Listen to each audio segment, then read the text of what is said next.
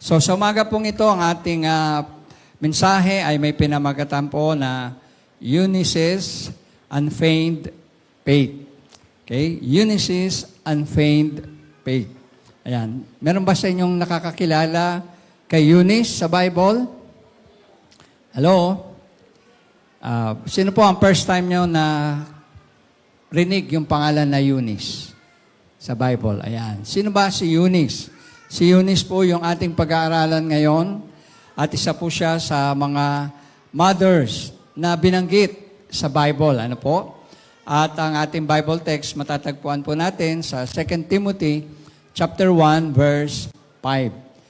2 Timothy chapter 1 verse 5. Pwede ko po bang hilingin na ating sabay-sabay basahin ang ating Bible text this morning at punuin natin ng salita ng Diyos ang ating baysambahan. Let's read all together. I am sincere faith, which first lived in your grandmother Lois and in your mother Eunice. I am persuaded now lives in you also. Ayan. Pagpalain po ng Panginoon ang kanyang salita. Yan po, ang nagsasalita po dyan sa 2 Timothy 1:5 ay walang iba kundi si Apostle Paul o si Apostol Pablo. At kanya pong kinakausap itong si Timoteo. Si Timoteo po ay anak sa pananampalataya ni Pablo o ni Paul. Ano po? At sabi ni Paul kay Timothy, I am reminded of your sincere faith.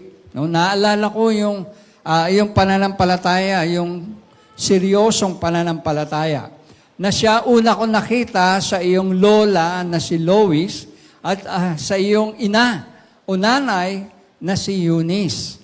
At ako'y naniniwala na ngayon ang pananampalatayang ito nang galing sa kanila ay nasa sa iyo rin.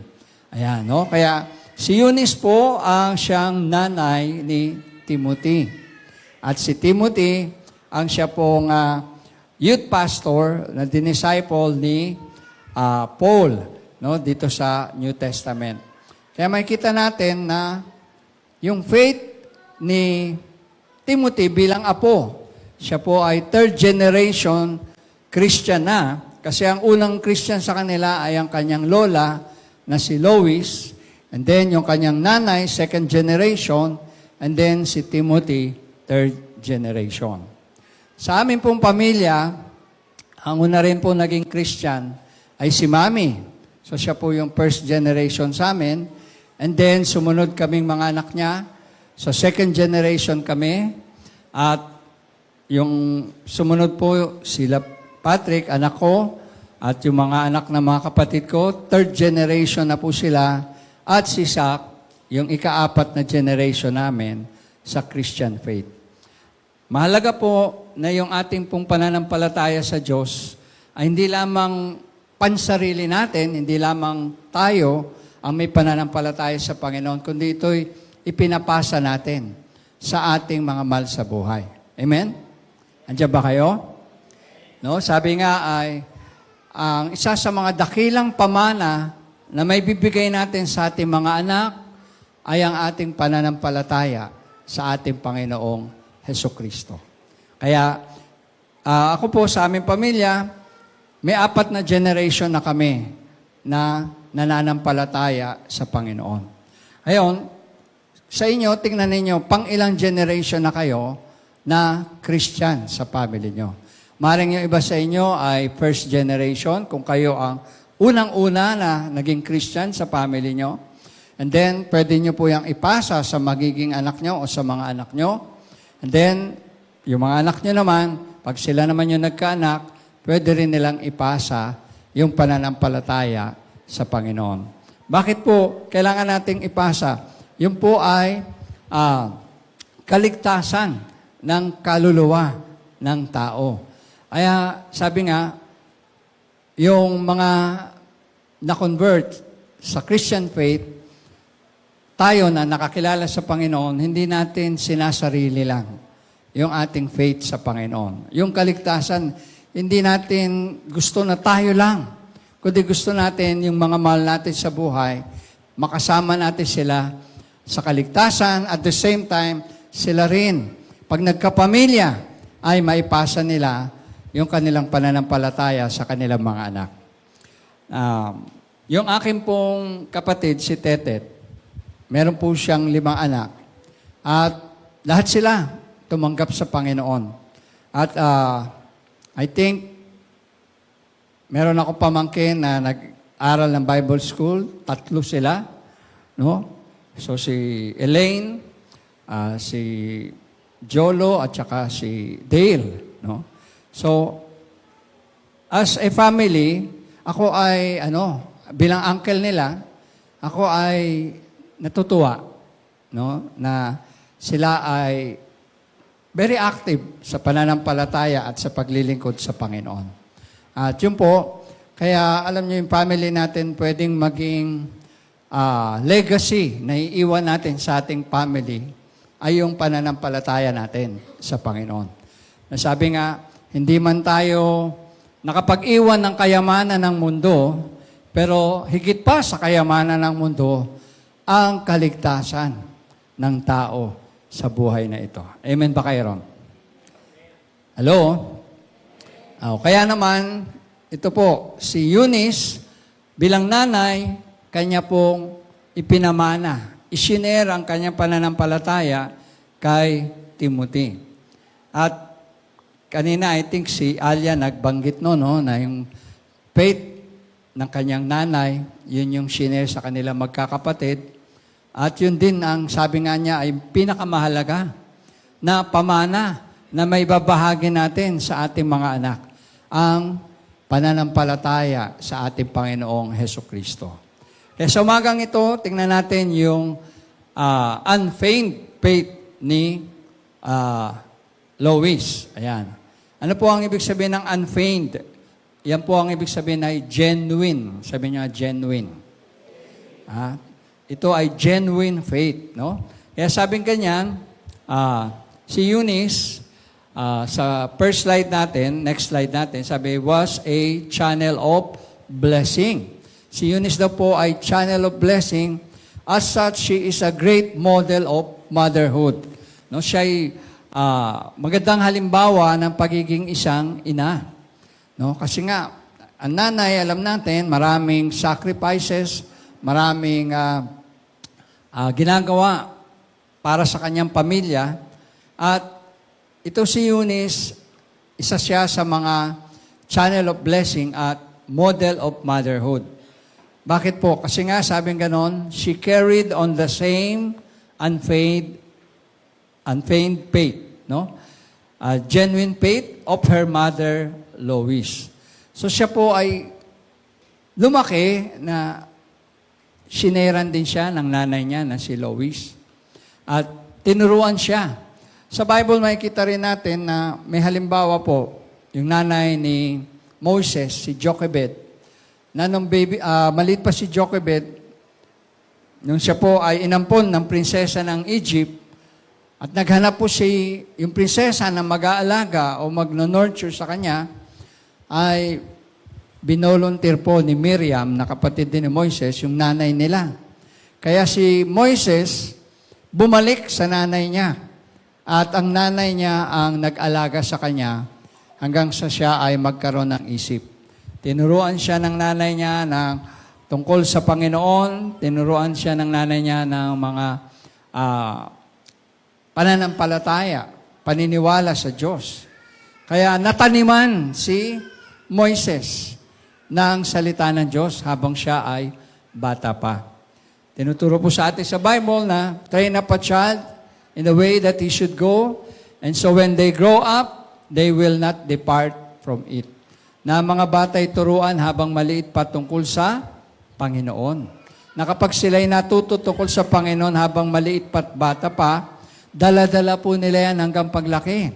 Kaya naman si Eunice, dala-dala niya yon hanggang paglaki, hanggang sa siya'y mag-asawa, magkaanak, at shinare niya ang kanyang pananampalataya kay Timothy. And sabi po riyan, this same unfeigned faith or genuine faith was passed along to Timothy, and this was not automatic process. but a process of witnessing and example. So yun daw pong pagpasa ng pananampalataya kay Timothy ni Eunice ay hindi po automatic. Sabi niya automatic. Ayan, hindi po siya overnight o masasabi natin na isang gabi lang o isang linggo lang na turuan tapos na. O isang buwan lang tapos na. Ito po ay ongoing process of witnessing and example. So, ibig sabihin, pag ikaw ay nanay at sinishare mo ang Panginoon sa iyong anak, kinakailangan hindi lang sa salita nakikita, kundi pati sa gawa. Amen po ba? Sabihin, magkapareho yung sinasabi mo at yung ginagawa mo ay they go hand in hand. Para sa ganun, yung iyong testimony at witnessing, by example, yun yung makikita ng mga bata. Especially mga bata po, meron nga kasabihan, di ba? Ano yun? Ang ginagawa ng matatanda ay ginagaya ng mga bata. Parang gano'n, no? Yung maliliit na bata, kahit hindi mo yan turuan, kung ano nga yung nakita nila sa nanay nila o tatay nila, gagayahin nila. At narinig po yan natin sa testimony ni Jean, na siya mismo, yung nakita niya na sa kanyang paglaki, kay Sister Tita, yun, na-adapt niya nung siya ay adult na. And so also with others, all of us, gano'n naman tayo eh. Yung background ng family natin, yung kinalakihan natin, kanino natin nakuha? Sa mga nanay at tatay natin. Amen po ba? Hello? Alam nga naman sa kapitbahay niyo makuha. Alam nga naman sa ibang tao niyo makuha. Siyempre, si nanay at si tatay, sila yung lagi nating kasama. Kaya ito si Eunice, ayan, sabi po, yung kanyang faith, pinasa niya kay Timothy. Pero ito ay proseso ng pag-share, witness, at ng pagpapakita ng mabuting halimbawa. Next slide, sabi po, so great was the faith of Lois and Eunice that Paul commends it. So, yung pananampalataya ng lola at nanay ni Timothy ay nakita ni Paul at sabi niya, kinokomend niya. Kumbaga ay inaano niya, binibigyan niya ng commendation, no? Na saludo siya, hanga siya sa pagpapalaki ng lola ni Lois at Eunice kay Timothy. Kasi lahat yon nag-reflect sa buhay ni Timothy. Lahat yon nakuha ni Timothy at siguro yung magagandang asal, mabubuting gawa, paggalang, yung mga pagiging mabuting halimbawa ng isang kabataan. Actually, si Timothy ay isang young pastor o youth pastor. So, kabataan siya. So, kahit sa kabataan, pinakita niya yung magandang halimbawa. Kaya nga sa Timothy, mababasa natin yung team natin. Ano yung team natin sa 2 Timothy 1:5 ba yun? Ay, yung team natin sa camp, youth camp, na do not let your, wag mong hayaan na hamakin ka sa iyong kabataan ng iba. Kahit kabataan, pwedeng maging mabuting halimbawa dahil sa impluensya ng mga nanay. Amen po ba? Hello? Yan po, no? So, kinokomend o sinasabi ni Paul na matibay, malakas at matatag ang pananampalataya na ipinamana kay Timothy. Sabi pong ganoon, Paul records her accomplishments as a mother to inspire a real and fervent faith o yung tinatawag na nag-aalab na pananampalataya kay Timoteo. No? Isinulat ni record pala ni Paul yan sa Book of Timothy yung pagiging mabuting ina ni Eunice. No? Nagbibigay ng good example, inspiration sa iba. Na ang mga nanay talagang pinagmumulan ng pagtuturo sa pananampalataya sa mga anak. Sabing ganon, he also characterizes her as consistent and constant. No? Paul characterizes her, in next slide po, as a consistent and constant. So sinasabi ni Paul na ang faith ni Eunice, tinuro sa anak niya ay tuloy-tuloy. Hindi po, alam niyo yun, on and off na pananampalataya. Tinuruan niya ang kanyang mga anak na magpatuloy, huwag sumuko, huwag give up, huwag magpaisi-isi sa pananampalataya. Kundi, ang kanyang sinimulan ay kailangan tapusin niya o matapos niya. No, kasi may iba pong mga Kristiyano na ang ganda-ganda ng simula. Napakaganda ng kanilang simula sa pananampalataya. Kaya lang, hindi sila consistent. May iba na hindi nagpapatuloy. May iba na humihinto. May iba na nawawala na lang sa pananampalataya. Kaya alam nyo, ngayon, active tayo sa Panginoon, active tayo sa faith natin. Sabi ng Bible, ingatan natin ang ating pananampalataya. Na ito ay ating mahalin, na ito ay ating pagyamanin, na ito ay ating palaguin, kasi hindi nyo alam. Maybe sa mga darating na buwan, active pa kaya tayo uli? Sa mga darating na linggo o darating na taon, ganito pa rin kaya kainit tayo sa Panginoon?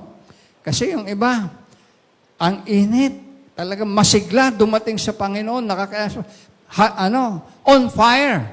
Tapos biglang, nagkaroon lang ng problema, nagkaroon lang ng pagsubok, biglang yung iba nawala na, yung iba hindi na nagpatuloy, yung iba sumuko na. Kaya, ang sabi ng Bible, mga kapatid, ang makatagal hanggang sa huli, ang siyang maliligtas.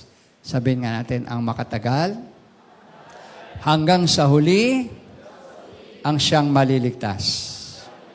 Tandaan po natin yung verse na yan, na kailangan natin magpatuloy, kailangan natin huwag sumuko, kailangan yung faith natin nag-aalab.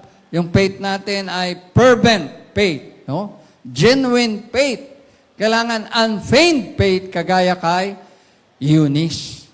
Na kahit na anong pagsubok ang dumating, kahit na anong problemang maranasan natin sa buhay, hindi tayo susuko. Andiyan ba kayo? Papatuloy tayo sa Panginoon. Hinangaan yan ni Paul kay Timothy at kay Eunice. Sabing ganon yung kanyang faith, her faith is consistent and constant. Then, sabi po, he also points out the importance of Christian training in the home.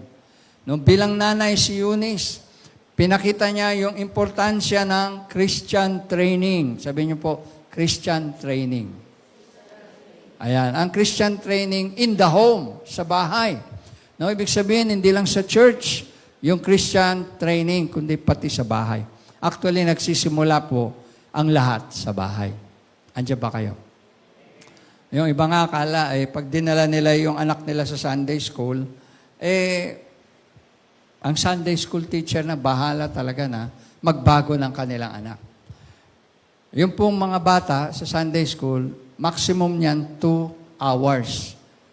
Kagaya natin, 2 hours at church, or 3 hours at the most. So yung sa isang linggo, mas marami ang oras ng bata sa bahay. Andiyan ba kayo? Kesa sa church. Kaya yung iba, sabihin, nag-a-attend naman ng Sunday school tong mga anak ko, bakit ganun pa rin sila? Malikot pa rin sila, magulo pa rin sila, makulit pa rin sila. Kasi po, yung Sunday school, napakaliit lang na oras sa buhay ng inyong mga anak.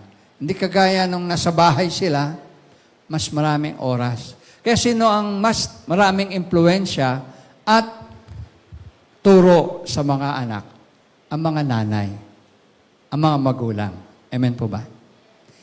Sabihin natin sa ating katabi, ikaw pala ang teacher ng anak mo. Ayan. Ikaw pala ang unang teacher na anak mo. Bago yung teacher sa school. No? Teacher ng School of Life. O teacher ng Kiddie Lighthouse dati. O teacher ng Bulihan Elementary School o na high school. Bago sila maka-impluwensya sa anak mo, ikaw muna bilang nanay ang maraming impluwensya. Kaya itong si Eunice, tinuruan niya ang kanyang anak ng Christian training sa bahay. Ano yun? Doon niya tinuruan na siguro magdasal, magbasa ng Biblia. Doon niya tinuruan na maging masinop, na maging masipag, no? Mga Christian attitudes ba? Values. Tinuro niya doon sa bahay.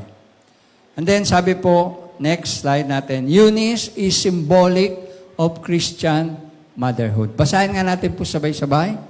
Eunice is symbolic of Christian motherhood.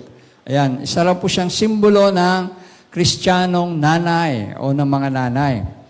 Sabi po, she carried out her responsibility as a Christian mother to witness and to teach Timothy.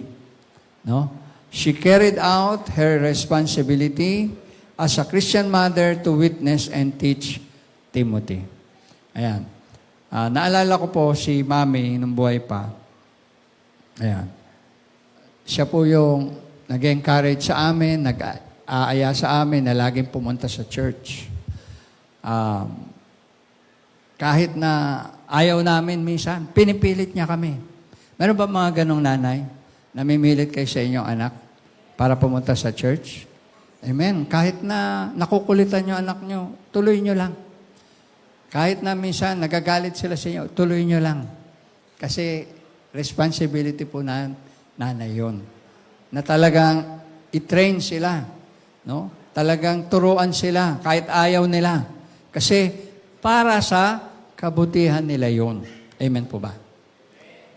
Balang araw, marirealize nila yon kung gaano kaimportante yung tinuturo nyo sa kanila.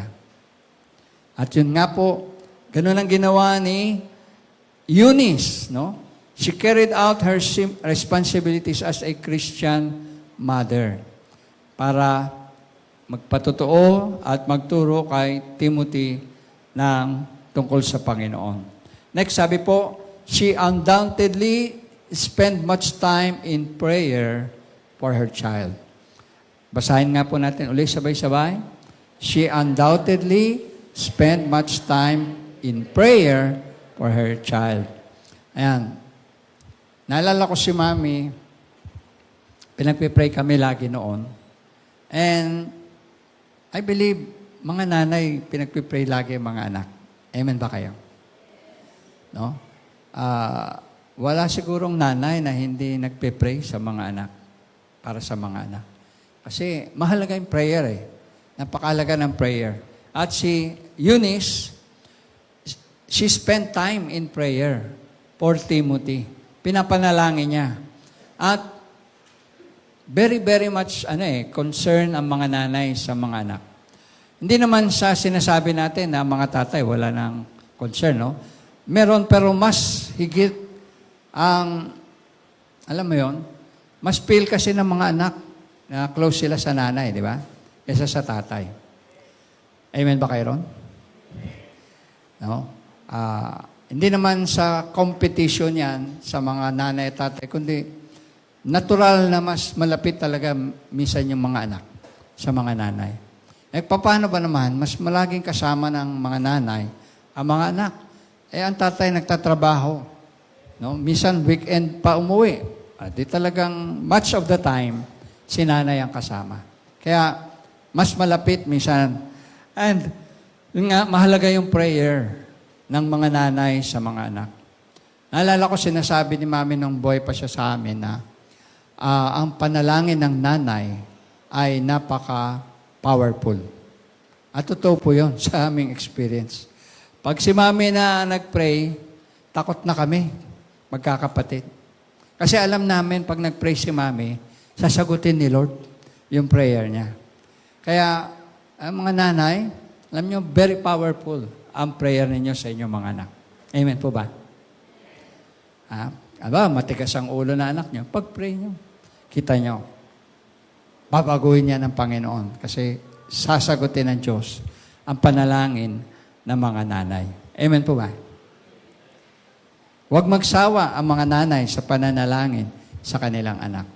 Kung may mga pinagpipray po kayong anak na medyo naliligaw ng landas, o kaya mga anak na medyo pasaway, huwag niyo po silang sukuan. Huwag niyo po silang hintuan ng panalangin. Pray for them constantly, consistently. At sa panahon ng Diyos o in His time, in God's time, sasagutin din ng Diyos ang inyong panalangin. Amen po ba? Ayan. There is always answer in our prayer. Why? Because God answers prayers. Sabihin nga natin, God answers prayers. Ang Diyos ay sumasagot sa panalangin. At kung yung pinagpipray natin, sa ikabubuti ng ating anak, sa ikaayos ng kanyang buhay, sigurado, didinggin po yan ng Diyos. Kaya lang maaaring merong panahon lang in God's time. Ayan. Next, sabi pong ganon, next slide, sabi, fathers too have a blessed responsibility. Sino po mga fathers dito? Taas sa kamay. Amen. So tayo rin daw ay may mga tungkulin o responsibilidad. Sabi po, but a father can hardly be successful without the tender spiritual operation of a pious, faithful, and praying mother. Ayan. Pwede ba natin basahin uli, sabay-sabay? But a father can hardly be successful without the tender spiritual operation of a pious, faithful, and praying mother. Ayan. Ang mga tatay din daw po ay pwede maging successful. Pero, may kondisyon. Yun ay sa pamamagitan ng tulong ng makadiyos na nanay, matapat na nanay, at masipag sa panalangin ng mga nanay. Gaya sabi ko nga, pag ang nanay ay prayerful, pati ang asawang lalaki, ang tatay, na be-bless na rin. Nadadamay sa blessing. Amen. Ay kasi naman, usually ang mga nanay, ang nagpe-pray para sa mga asawa nila. Amen ba mga nanay? Sino po ang mga nanay na nagpe-pray para sa inyong asawa? Pwede ko bang makita ang taas yung kamay niyo? Ayan. No? Of course, lagi niyo silang pinapanalangin. Hindi lang mga anak, pati ang asawa. Kaya sabi, ang asawang lalaki meron ding responsibility. Kaya lang, nagiging successful lang ito dahil merong faithful, praying mother. Pwede ba natin palakpakan ng Panginoon sa buhay ng mga nanay na laging nananalangin para sa kanilang mga pamilya? Amen. Next, sabi po ng slide natin, it is the mother's responsibility to begin the spiritual training when the child is still young. Yan. Dahil nga po, sabi nga natin, ang mga nanay ang naiiwan sa bahay, ang mga nanay ang laging kasama ng mga anak, madalas na po, especially kung ang tatay ay nasa abroad, ang tatay ay nagtatrabaho sa malayo, ang nanay ang kasama lagi ng anak. Kaya sabi niyan, it is the mother's responsibility to begin the spiritual training when the child is young. Kaya mga nanay talaga napakahalaga ang kanilang buhay sa mga anak. Mula maliit pa sila hanggang paglaki, andyan si nanay. Tinuturuan sila, tinetrain sila, at pinapakita ang pagmamahal sa kanilang lahat. No? Dito po sa ating verse, sinasabi na this verse highlights the generational legacy. Yan, sa next slide yata, no? Of a genuine faith passed down from Timothy's mother and grandmother to him. Ayan, sa susunod na slide. Ang sabi po, yung verse na yan ay nagpapakita ng generational legacy. Sabi niyo nga, generational legacy. Ayan, generational legacy of genuine faith. No? Yung legacy ng lola, pinasa kay Eunice, at pagkatapos pinasa kay Timothy. Yun po yung generational legacy. Na bawat henerasyon, mayroong pinapamanang pananampalataya sa Panginoong Hesukristo. At yun po ay mahalaga. No? Yun yung pinapakita ng verse na ito sa ating pag-aaral.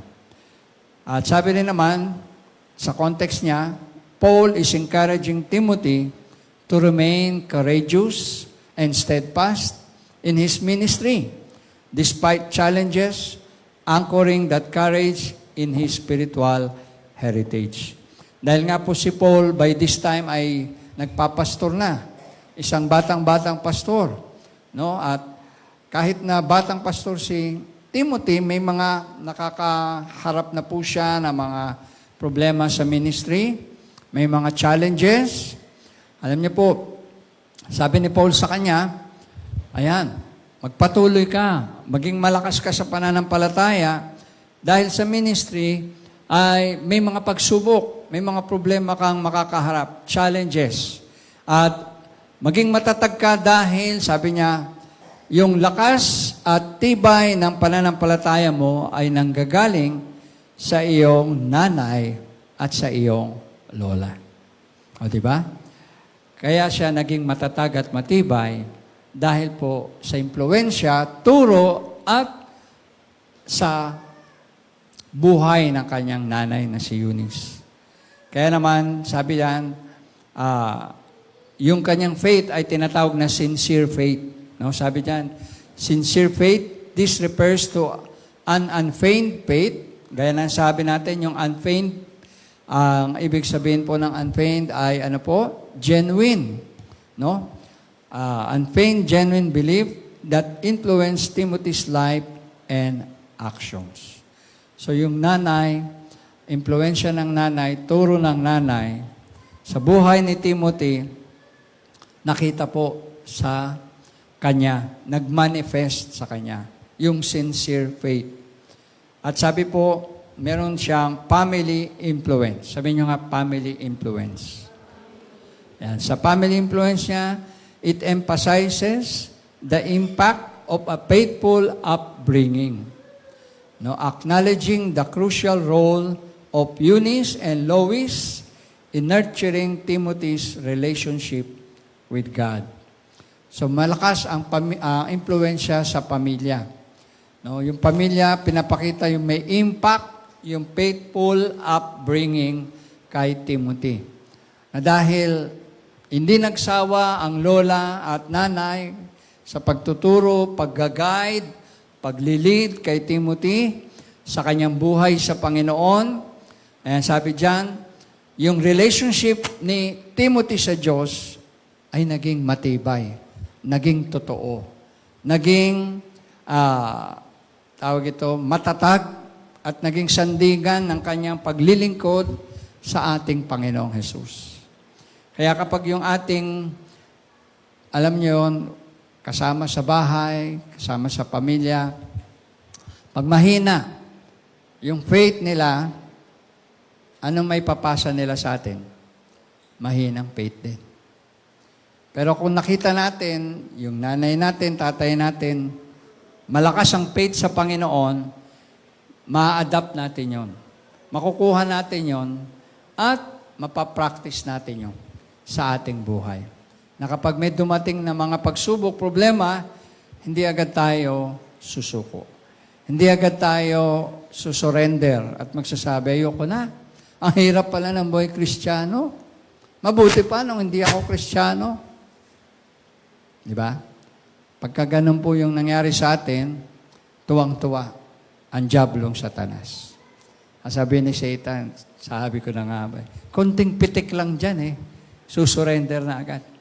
Pero kapag nakita niya yung faith na nasa bahay natin, nasa tahanan natin, minana natin sa ating lola, lolo, o sa ating magulang ay matibay at matatag, medyo kakabahan si Satanas. Hindi agad yan matutuwa. Matcha-challenge siya. Kasi makikita niya, matibay ang faith natin kay Lord. Andyan ba kayo, mga matibay ang faith kay Lord? Andyan ba kayo ng mga matatag sa Panginoon? Sabihin natin, hindi ako matitinag ng problema dahil matibay ang faith ko kay Lord. Amen? Amen. Tandaan po natin, maging matatag tayo sa Panginoon. Sabi ng Bible, be strong in the Lord always and take courage. No?